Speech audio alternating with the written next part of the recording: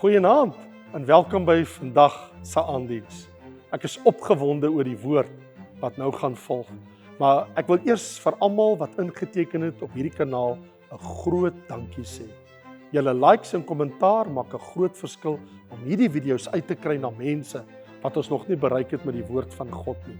Ons aanlyn gemeente groei elke maand met ongeveer 500 nuwe mense, omdat julle so help om die video's te share deur WhatsApps en ook op Facebook. So vandag, deel asseblief hierdie boodskap met vriende en familie, sodat ons saam elke Afrikaner kan bereik met die goeie nuus van Jesus Christus. Geniet die boodskap wat nou volg en mag dit jou hart aanraak en jou geloof versterk in Jesus Christus, ons Here. Amen.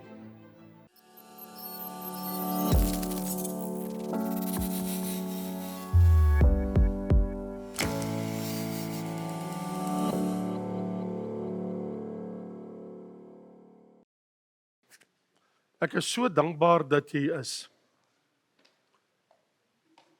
Want ek wil met jou praat oor jou Vader, jou hemelse Vader.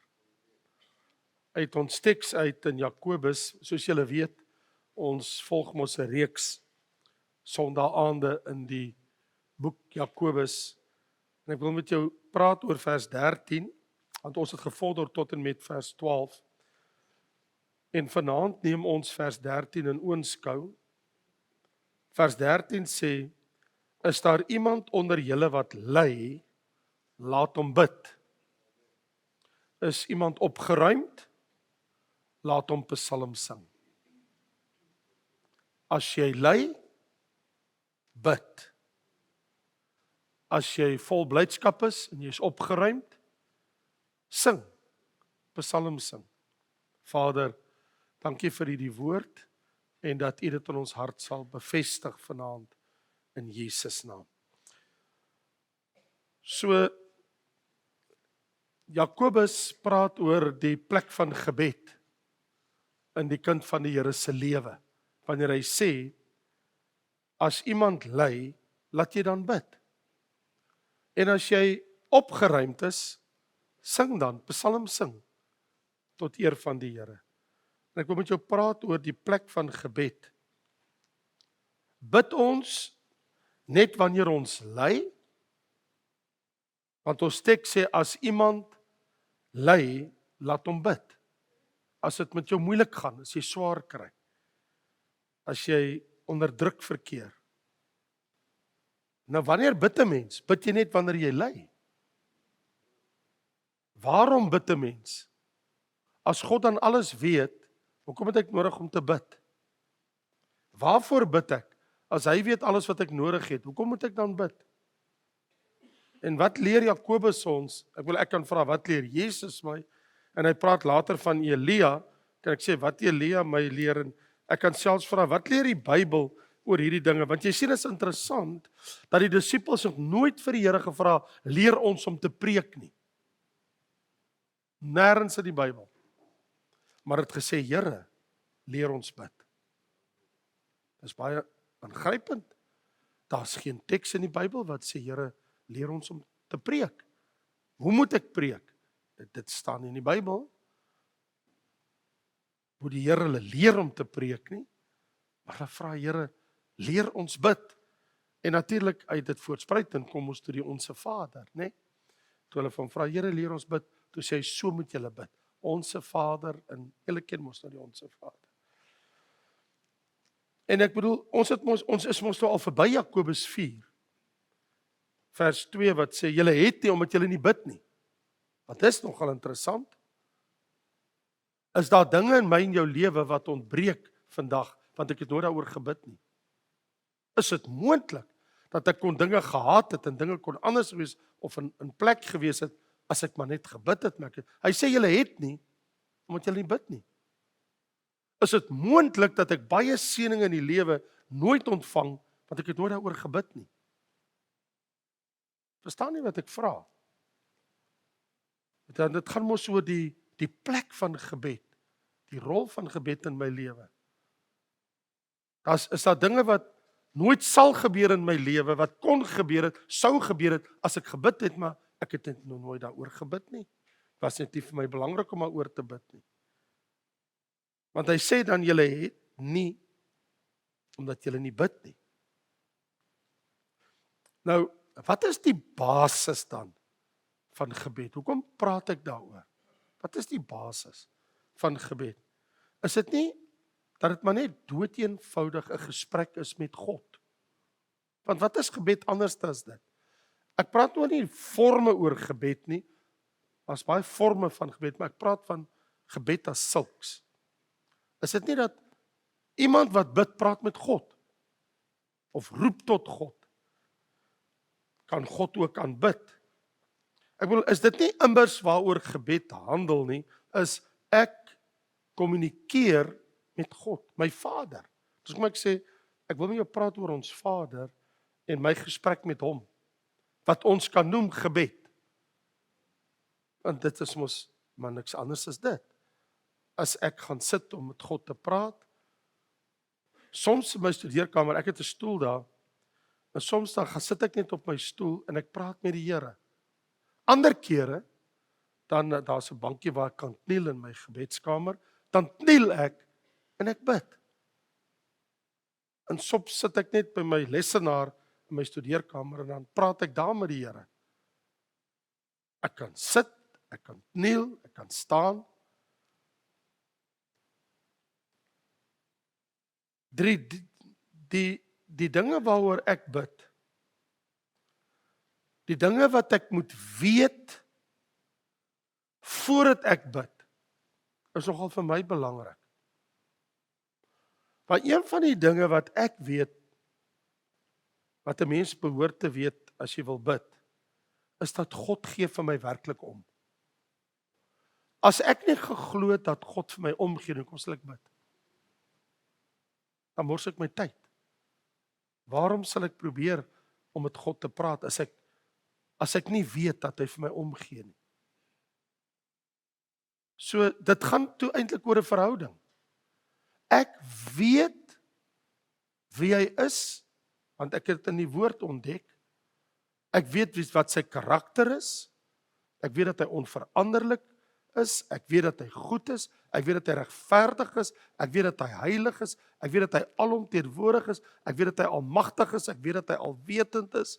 Ek weet dat hy die Vermeerder en die Skepper God is. Ek weet dat hy El Shaddai is. Ek weet dat hy El Olam, El Elyon. Ek weet hy is die allerhoogste God. Ek weet hy is die waaragtige. Ek weet hy is die Alfa en die Omega, die begin en die einde, die eerste en die laaste. Ek weet hy is die Here. Ek weet hy is Jahwe. Ek weet wie hy is. En ek weet dat hy vir my omgee. Want omrede sy onfeilbare beloftes en sy liefde, dan kan ek mos met alles in my lewe wat in my hart is, kan ek mos na God toe gaan. As ek weet dat sy liefde is onvoorwaardelik en hy is nie 'n aannemer van persoon nie, hy trek nie mense voor nie. Hy behandel almal dieselfde. Dan weet ek mos, ek kan mos alles in my hart, in my lewe, kan ek mos na die Here toe bring, nie net sekere dinge nie. Ek kan alles na hom toe bring. Die goed wat my hinder, wat my pla en wat my bekommer ook.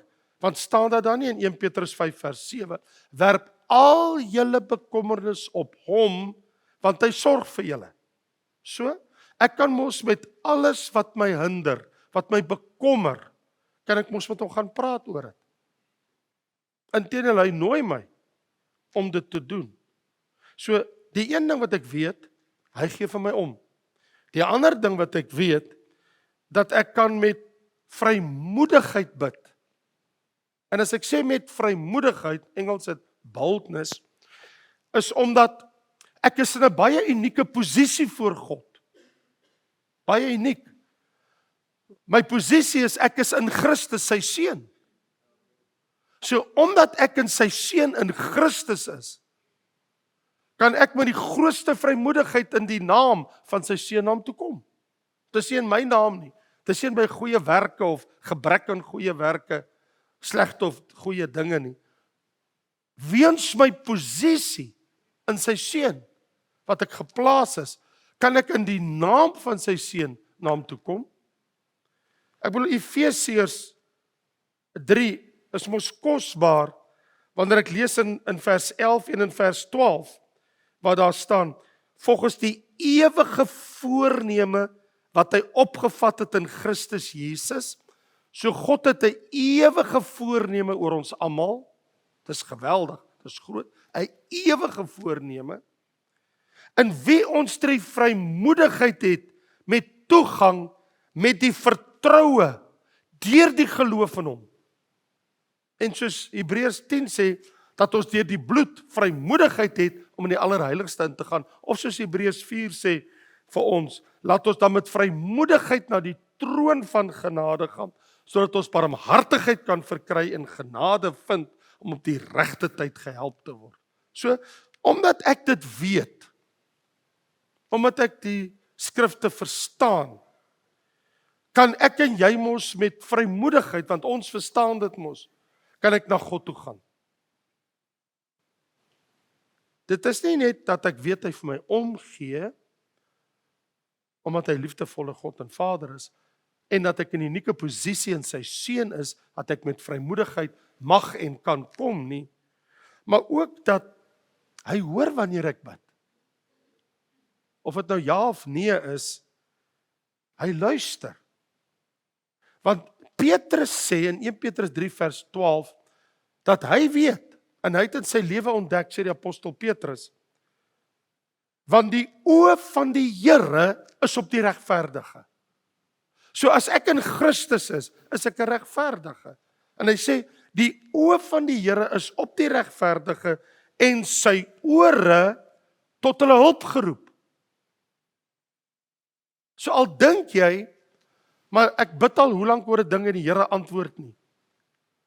Moet ek en jy verstaan, omdat hy omgee, omdat ek kan kom, kan ek aanhou kom en nie ophou nie.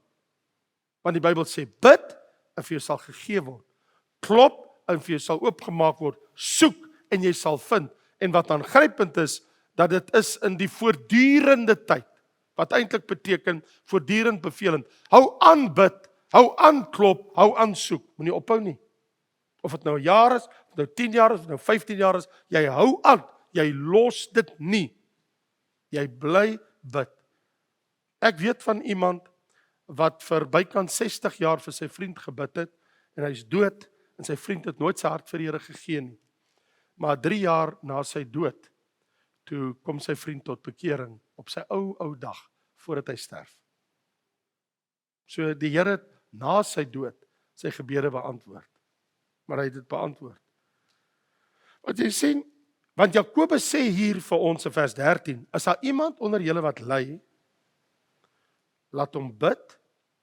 As daar iemand wat opgeruimd is, laat hom dan sing, laat hom psalm sing. So die plek van gebed in ons lewe voor ons Vader, gebed is belangrik. Ek sê dit nie net omdat ek dit vir jou moet sê nie. Ek wil dit vir jou sê, want die Bybel leer vir my, gebed het 'n belangrike plek in die gelowige se lewe. Ek lees vir jou in Kolossense 4 vers 2 en 3. Volhard in die gebed. Moenie ophou bid nie. Waak daarin met danksegginge. Jy vra nie net nie, jy sê ook dankie. Volhard om te bid en waak in dit met danksegging. En bid ook vir ons, dat God vir ons die deur van die woord mag open om te spreek. Wow. In ander woorde, om geleenthede te hê vir bediening, om die evangelie uit te dra. Bid vir ons dat die woord sal geleentheid kry, dat die Here deure oopsluit, dat deure geopen word vir die woord. Dat ek kan spreek van die verborgenhede van Christus. So, God plaas 'n hoë premie op die prioriteit van gebed. Hy wil hê dat ons moet na hom toe kom. Hy wil hê dat ons moet bid en vra. Soos Paulus sê, hy vra gebed vir hom om te kan preek by plekke waar die woord nog nie uit is nie, dat die Here deure oopmaak om die evangelie by die plekke uit te kry. Ek het vanaand in my kantoor daarbo net geweeg gaan kyk na Dr. Ken Anderson, wat ons kom toespreek het by die Africa Council verlede jaar, net om gou te kyk wat is sy verslag, en hy sê baie duidelik, hy werk met die UPG's, Unreached People Groups, en hy sê daar's 3600 groepe op aarde wat nog nooit bereik is nie, waar daar nie een bekeerling is nie, van allerlei groepe van mense, daai etniese groepe, 3600, sonder een bekeerling onder enige van hulle.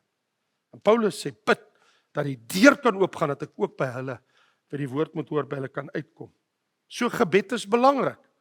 Hy sê, volhard daarin, bid ernstig. Want dit is so, as jy 'n gebedslewe het, dan bring dit jou nader aan God. Want hy het vir ons gesê in Jakobus 4 vers 8, nader tot God, en hy sal tot julle nader. So, wie van julle sal graag naby aan God wil wees? Maar die Bybel sê dan, jy moet tot hom nader. Nader jy tot God. En hy sal na jou toe kom. As jy na hom vra, sal jy hom vind. As jy hom soek, sal jy hom kry. Die Bybel sê, nader tot God, en God sal tot jou nader kom. Maak ek en jy tyd om nader aan God te kom. Ek wil nie dat skuldig voel nie. Dis nie my doelwit om vanaand vir vra, hoe lank bid, wanneer bid jy? Dit niks te doen met hoe lank ek bid en watter tyd van die dag ek bid. Dit is irrelevant. Dit is nie deel van my gedagte en boodskap met jou. Ek praat nie daaroor nie. Ek praat net oor gebed. Wanneer jy bid. Bid jy, en as jy bid, moet jy weet, dat is 'n aksie van jou kant af om na God toe te gaan. En dit is verseker 'n baie kragtige ding om te doen. Want die Here hoor nie net nie, die Here doen ook iets daaraan.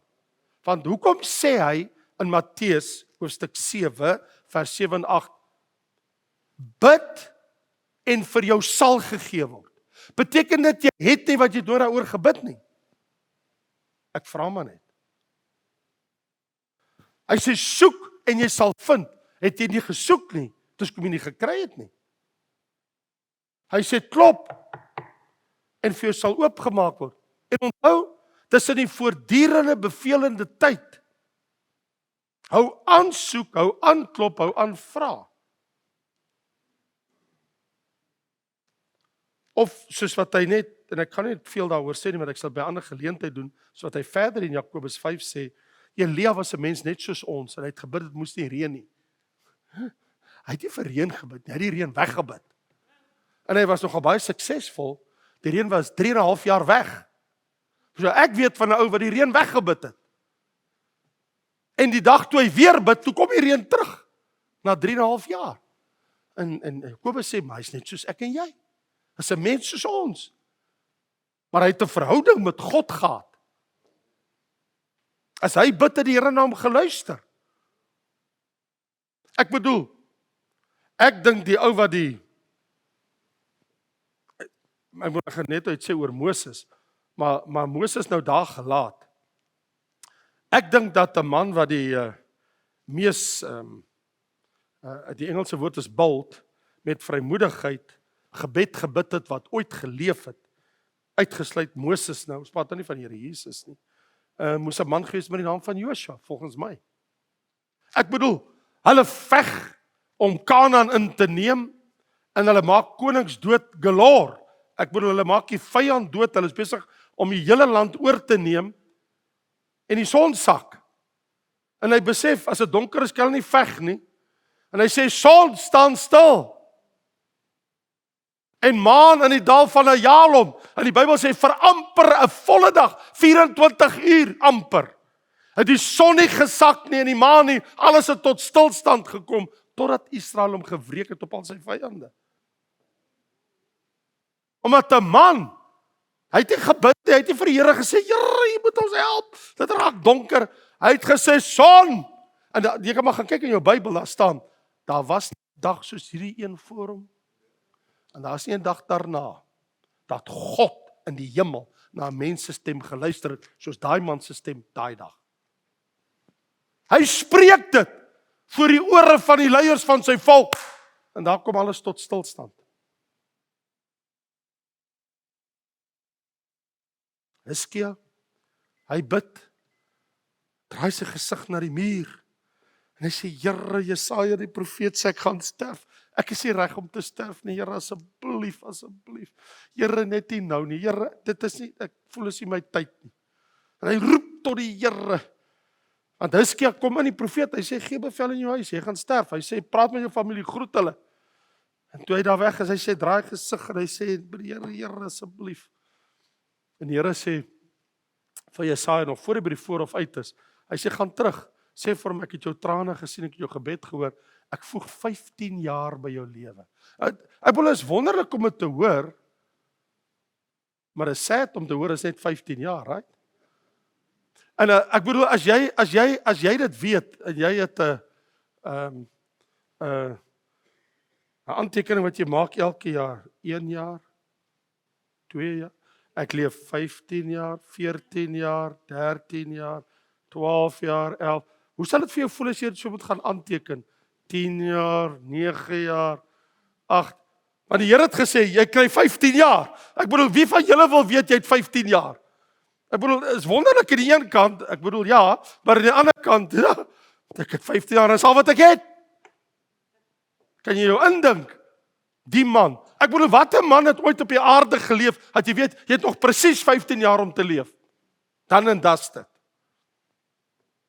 My goodness me. Gebed is kragtig. Kyk net wat het gebeur. Met Elia, met Hiskia, met Joshua, en as hulle nie gebid het nie, het goed nie gebeur nie. Hier is die bewyse. Ons verstaan dit nie. Wat sou gebeur het as hulle nie gebid het nie? As hy seker dood gegaan het, sou hy.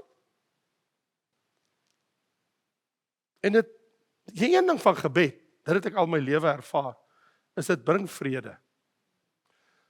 Want as jy hierdie worsteling in jou het, en jy het hierdie stryd in jou, en daar word gesukkel met jou, maar weet, daar is 'n vers wat altyd by my terugkom in Filippense 4, wat jy so goed ken in vers 6 en 7. Wees oor niks besorg nie, maar laat jou begeertes en alles deur gebed en smeking by God bekend word met danksegging, en die vrede van God wat alle verstand te bowe gaan, sal jou hart en jou sinne bewaar. Jou hart en jou sinne bewaar. Jy die kop verloor nie. Die vrede wat sal kom. Dit los nie my probleem op nie, maar ek het vrede. Dit is bekend by die Here en hy sal dit sorre en uitsorteer. Verstaan? Ek verstaan nie hoe hy dit gaan doen en wat hy gaan doen, en dit is ook okay met my, en ek sien nie die syfers in die bankrekening miskien nou nie verander nie, maar die binnekant het iets verander. Ek het vrede. Ek het dit vir die Here gegee. Ek is nou nie meer besorg nie. Die Here sal sorre en hy sal vir my dit oplos. En natuurlik bring dit God se beskerming. Dat jy moet bid vir God se beskerming, soos wat Jesus in Johannes 17 vers 15 bid. Hy sê, Vader, ek bid nie dat U my disippels uit die wêreld wegvat nie, maar ek bid dat U hulle van die bose bewaar. Wat hy vir Petrus gesê? Ek sien die Satan en sy vuur op jou. En hy wil jou sif soos koring. Die duiwel het jou in die oog gekry. En hy wil jou met jou woer speel. Hy wil jou sif soos koring. Maar Jesus sê, ek het vir jou gebid, Petrus. Petrus nie eens geweet nie. Jesus alleen daar op die berg, tree in vir sy disipel Petrus. Hy kon voel, hy kon sien, Die duiwel het Petrus in die oog. En alhoewel Petrus by hom wandel, en elke dag met hom praat, weet hy die duiwel begin aan hom karring. Sê Petrus, ek het vir jou gebid. Ek het vir jou gebid. Dat jou geloof nie sal ophou nie. Terwyl die eerste gemeente, hulle het 'n krisis gehad. Jakobus se kop is afgekap. Die broer van Johannes, sy kop het gewaai. En Petrus se kop gaan môre waai. En Petrus sit in die tronk. En hier is groot moeilikheid. En ons lees hier in Handelinge, hoofstuk 12. Omtrent daai tyd toe slaan koning Herodes sy hand aan sommige uit die gemeente. Hy gryp 'n klomp Christene, en hierdie jong Christene, om kwaad aan hulle te doen. Hy wil die Christenes doodmaak en straf. En Jakobus, hy het klaar bevel gekap sy kop af. So Jakobus, hy het nie lank gehou sy getuie vir die Here en sy kop het gewaai, sy kop is afgekap. En toe sien hy maar die Jode is heel gelukkig daarmee, en hy besluit, môre slaat ek Petrus se kop ook van sy lyf af. En hy laat Petrus in hegtenis neem. Was in die dae van die ongesuurde brode. So in ander woorde is Hebreë Pasga by, soos wat ons vandag dit ken, naby Goeie Vrydag. Dis in hierdie week van die ongesuurde brode, die kruisigingsweek van die Here Jesus in daai tyd van die jaar. Dit was daai tyd, sê die Bybel hier.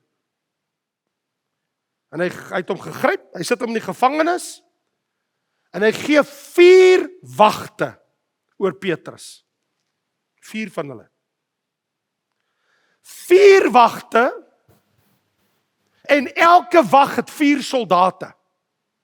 So hy het 16 soldate opgesit, om seker te maak, Petrus kom uit hierdie tronk uit vandag, môre is hy dood. I will make sure he's dead tomorrow, sê koning Herodes vir homself. So hy sit 16 soldate op, om seker te maak, niks gaan met hierdie man gebeur tot môre nie.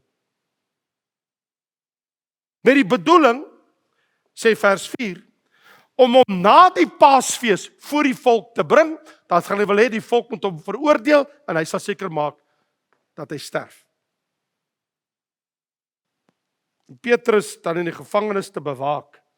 Maar die gemeente gaan 'n aanhoudende gebed op vir Petrus, en die gemeente hou aan met bid, dwars deur die nag. En toe Herodes hom wou voorbring, daardie nag, toe slaap Petrus tussen 2 soldate. Right? Een op sy linkerkant, een op sy regterkant. Met 2 kettinge geboei. Hy's vas. En die wagte, by die ander wag, staan voor die deur van die gevangenis. So binne sy sel, vasgemaak, met soldate by hom, en by die deur. En is daar nog 2 ander plekke ook. En meteen staan daar 'n engel van die Here by hom in 'n ligskyn in die gevangenis. En hy slaan Petrus op die sy en hy maak hom wakker. O, Petrus lê in slaap. Hy is besig om te slaap. Hy maak hom wakker. En hy sê, staan op Petrus. En Petrus dink hy droom.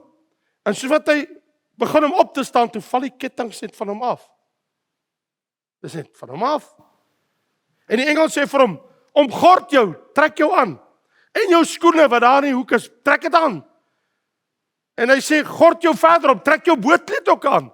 So hy trek alles aan, hy trek sy onderkleed aan, hy trek sy bootkleed aan, hy trek sy skoene aan, en hy sê vir hom, volg my. Nou loop Petrus al agter hom aan. En toe hulle uitgaan, hy het nie geweet, wat met hom plaasvind is 'n werklikheid. Die Bybel sê, hy het gemeen, hy sien 'n gesig. Hy verbeel hom, hy sien hierdie gesig, want hy weet mos wat wag vir hom. En toe hulle by die eerste en die tweede wag verbygaan, hulle sien hulle nie. Is hulle met blindheid geslaan of slaap hulle? Toe hy by hulle verbygaan, kom hulle by die Uisterpoort wat na die stad lei. En natuurlik, die uisterpoort is gesluit, want dit is nag. En toe gaan dit van self oop. Soos die engel aankom, gaan die uisterhek oop. Dis gegrendel, en dan gaan dit oop.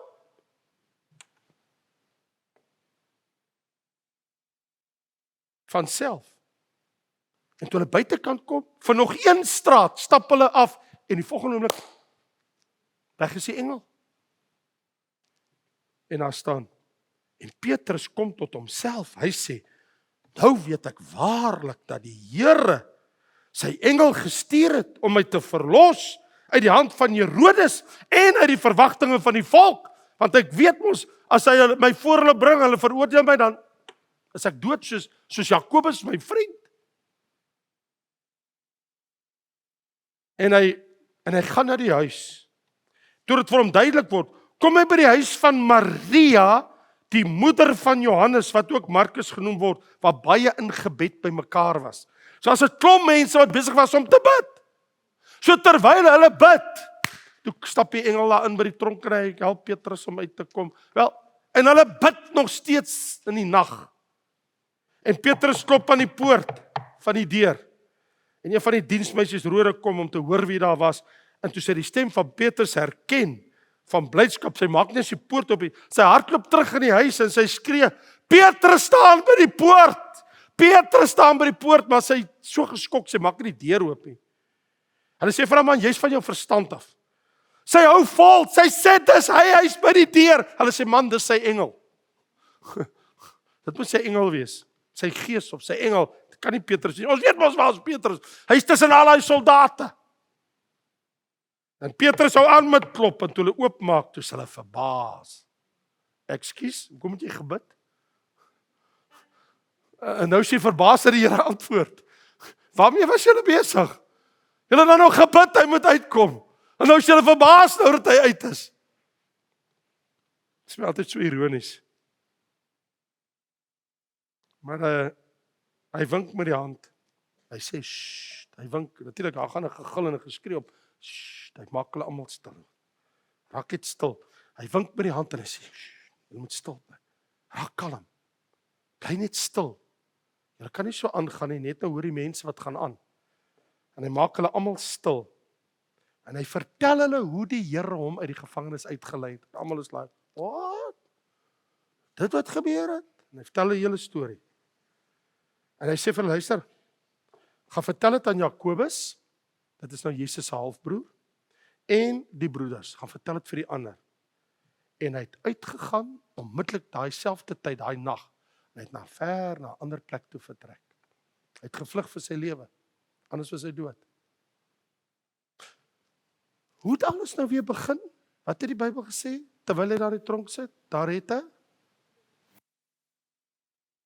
gebed, die gemeente vir hom opgegaan. Ek het 'n vraag. Ek vra jou 'n vraag. As die gemeente nie ernstig vir Petrus gebid het, wat sou gebeur het? What would have happened? Probably be dead. As God dan nie ingegryp het nie. Die Here het hulle gebede verhoor. Ek sien dit hier in die eerste gemeente. En dit laat my net wonder vanaand. As Jesus dan tyd gemaak het om te bid, hy bid vir sy disippels in Johannes 17, hy bid vir die kindertjies, onthou julle in Matteus 19, hy het vir homself gebid in Openbaring 10 vers 1, hy het vir Simon Petrus gebid in Lukas 22, hy het selfs die Vader aanbid en gesê, ek loof u my Vader, hy het Vader aanbid voor die mense in Matteus 11, en hy het gebid in die tuin dat Vader se wil moet geskied. En Johannes 11 het hy Vader gedank in gebed. En toe sê Lazarus kom uit. En hy het eers Vader gedank en toe kom Lazarus uit toe hy bid. En selfs Jesus se laaste woorde aan die kruis was nie met mense nie. Hy het met sy Vader gepraat. Dit was 'n gebed. Vader, in u hande gee ek my gees oor. Nou, miskien moet 'n mens vra, is daar dan nou verskil in gebed as verhouding met God of gebed as geestelike werk? Want wanneer is gebed my verhouding met God, en wanneer is gebed geestelike werk? Want ek bedoel, as ek oor gebed in die Bybel lees, dan lees ek van woorde soos, hulle smeek, hulle het God gesmeek, of hulle het geworstel met die Here, hulle het gestry in die gebed, hulle het gewaak in die gebed, hulle het vurig gebid, hulle met sterk geroep tot God geroep, met trane geroep. Nou as vir my, al hierdie woorde impliseer inspanning, arbeid, stryd. So dit wil vir my lyk, in die geesteswêreld, deel van my arbeid vir die Here is om te bid. En ek wonder of jy dit besef. Deel van jou werk vir God is gebed. Nie om met mense te praat nie. Dis waarvan ek praat nie. Nie om te gaan en te gaan getuig nie. Nee, dis maar nie van mense te leer nie. Ek praat nie van die dinge nie. Ek sê, dit blyk vir my dat deel van my geestelike werk, arbeid vir die Here, is gebed. Wanneer ek vir iemand bid wat God se woord verkondig. Ek bedoel, as ek jou vra, hoeveel keer het jy die afgelope 7 dae vir my gebid wat vandag moet preek? Nie vir my sê nie. Miskien gaan jy skaam wees. Dalk het jy elke dag gebid. Dalk het jy 1 keer hierdie week gebid. Miskien het jy glad nie vir my gebid nie. Ek weet nie. Nie vir my sê nie. Ek weet wie vir my bid, want hulle vertel my, sekere mense, wat my gebedsvernote is, wat vir my boodskappe stuur en vir my vra, waarom moet ek nou hierdie week vir jou bid? Wat ek net sê, is ek verwag jy moet dit doen nie. Ek vra net, besef jy dat deel van jou geestelike werk is om te bid? Gebed tot God is mos een saak. Want gebed is mos my verhouding met God. Maar sekerlik in my werk vir die Here, om in te tree en te bid en in die bres te tree en God aan te roep. Jy sien Jakobus sê, as iemand ly, laat hom bid. Nou hier is die ding. Die gawe van spraak, dat ek nou vanaand hier met jou staan en praat. Die gawe wat ek, want nie almal het dit nie, as mense wat stom is. Hulle kan nie praat nie. As baie, as duisende mense, as miljoene mense op die aarde, hulle kan nie praat nie. Dis 'n groot en 'n wonderlike seën as jy kan praat. Want dan beteken dit, jy kan hardop God loof en jy kan bid. Dis in jou vermoë. Jy het 'n mond, jy het 'n tong, jy kan bid. Maar soos ek as kind van God deur my lewe gaan, en ek wil terugbring na Jakobus toe, ek het 'n wye draai geloop, sê hy, gaan jy soms deur moeilike omstandighede, wanneer jy ly, bid. Ek het lank pad gekom terug te kom, dat jy net bietjie verstaan oor gebed saam met my. En dit het niks te doen, as hy sê, wanneer jy ly moet jy bid, dit het niks te doen met ek het sonde gedoen, nou ly ek nie, of God tugtig my, ek ly. Dis nie waarvan hy praat nie. Hy praat nie daarvan nie. Byvoorbeeld, wanneer ek die evangelie verkondig op 'n plek waar ek dit nie mag doen nie, en ek word vervolg daarvoor. Nou ly ek, nie omdat ek iets verkeerd gedoen het nie, maar omdat ek die Here se woord verkondig. Nou sê in vers 9 van Jakobus 5, hy sê, jy moenie murmureer nie. Hy sê vers 9, moenie teen mekaar sug nie. Moenie God blameer nie. As dinge nie na wense gaan by jou, moenie God blameer nie. En moenie loop en kla en murmureer nie. Hy sê, as jy bid, as jy ly, bid. Hy sê nie, jy moet gaan murmureer en jy moet kla nie. Hy sê, as jy ly, gaan bid dan. Hy sê, maar Ons is nie almal op dieselfde plek altyd nie. Hier's mense wat hier sit wat miskien ly, jy gaan deur 'n situasie. Daar's ander, hulle is so happy, ek wil sê, kan met hulle swys. Hulle is opgewonde en life is good en die Here is goed en hulle is in oorwinning. Hulle is opgeruimd. Hy sê, sing dan vir die Here 'n lied. Hy sê, dis die teks sê, as jy opgeruimd is, sing en prys die Here. En as jy ly, dan moet jy bid. So volgens hom, van ons is in 'n situasie waar jy ly, van die ander, hulle is in 'n situasie van dit gaan goed met hulle, hulle kan die Here loof en prys. Nie almal van ons is altyd op dieselfde tyd op dieselfde plek nie. Party ly, ander is opgeruimd. Dis wat die teks sê. Is daar iemand onder julle wat ly, laat hom bid. Is iemand opgeruimd, laat hom psalm sing. Ek wil sluit nie met Jakobus nie, maar met ons vriend Job. Wie wat sê Job? In Job 35 vers 10. Hy sê, waar is God my maker? Waar is God, die een wat my gemaak het? Wat lofsange gee in die nag. God kan jou 'n lied gee in die nag. Selfs al loop dinge rof skeef met jou, kan jy nog steeds 'n lied sing vir die Here. Al werk dinge nie altyd uit soos wat jy wil hê, soos wat jy wil hê dit moet werk nie, het jy nog steeds 'n lied vir die Here. Want hy is God. Kom ons bid saam. Here, ek sien hier in die teks, Here, dat gebed en sang is deel van my geestelike lewe. Die twee loop saam. Hy sê, as ek ly, dan moet ek bid. As ek bly is, moet ek sing. Vader, as ek na die teks kyk, dan sien ek gebed en sang is deel van my as gelowige se geestelike lewe.